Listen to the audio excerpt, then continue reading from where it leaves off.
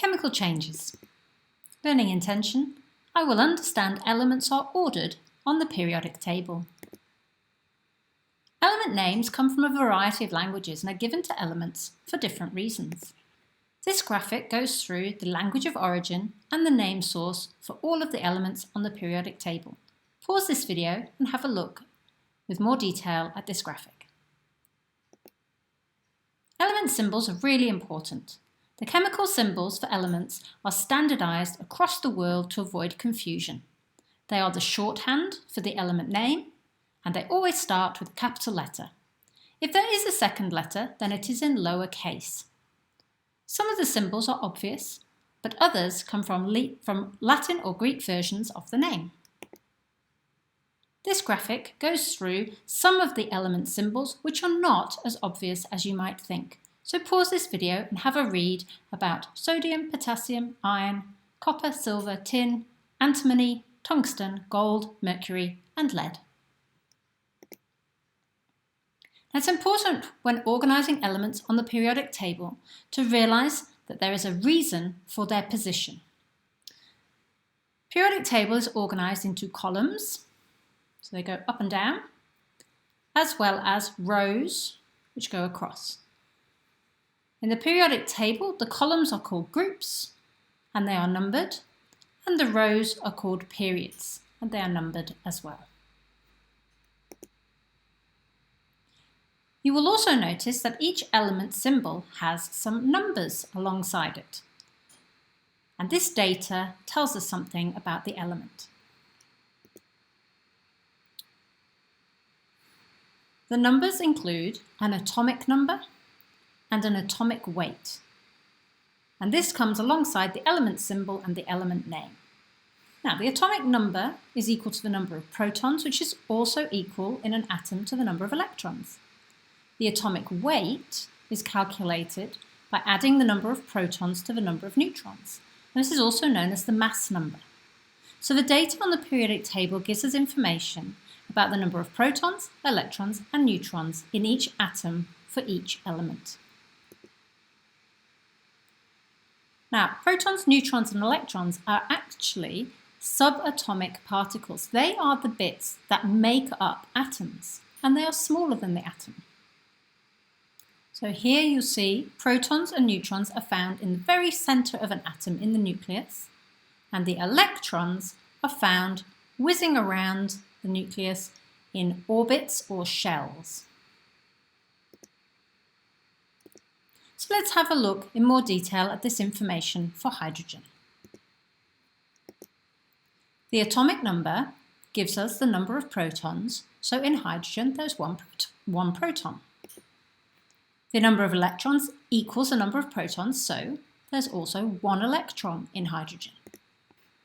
The number of neutrons can be calculated by taking the mass number and taking away the number of protons.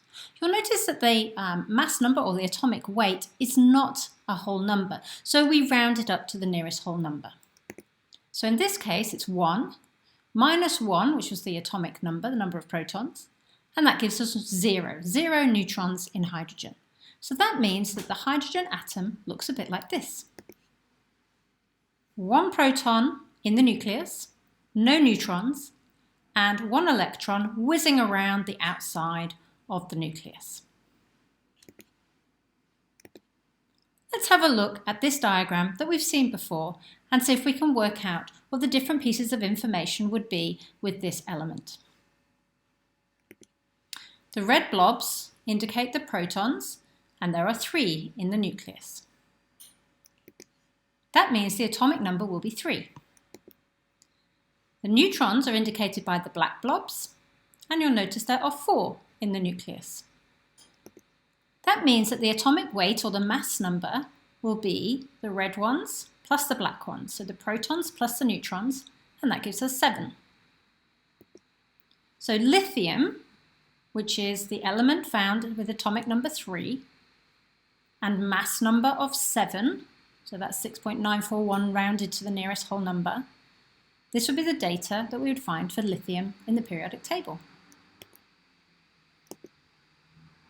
Let's see what we can work out for this element, sodium.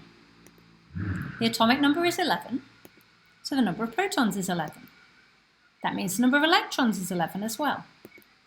The atomic weight, which is the mass number, is 23. So that's 22.99 rounded to the nearest whole number.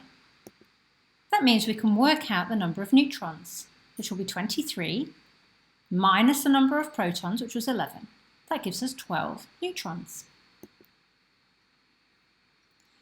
You will also notice that the atomic number goes up for each element in the periodic table. So we start off here on the left with 1, and on that same row, 2, then to the next row, so period 2, we've got 3, 4, 5, 6, 7, 8, 9, 10, and so on, all the way through to the end of the periodic table.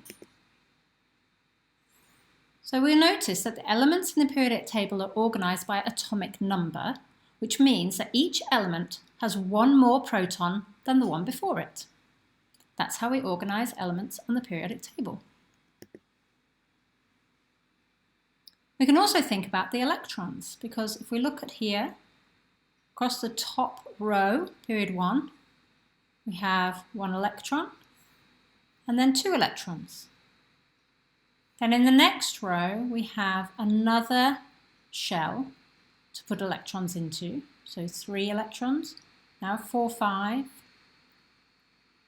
then 6 electrons in total, 7 electrons, 8, 9, and 10. So we had 2 electrons in the first shell, 8 electrons in the second shell, and then across the third row in the periodic table, we have another 8 electrons in the third shell. So the number of shells also equals the number of periods.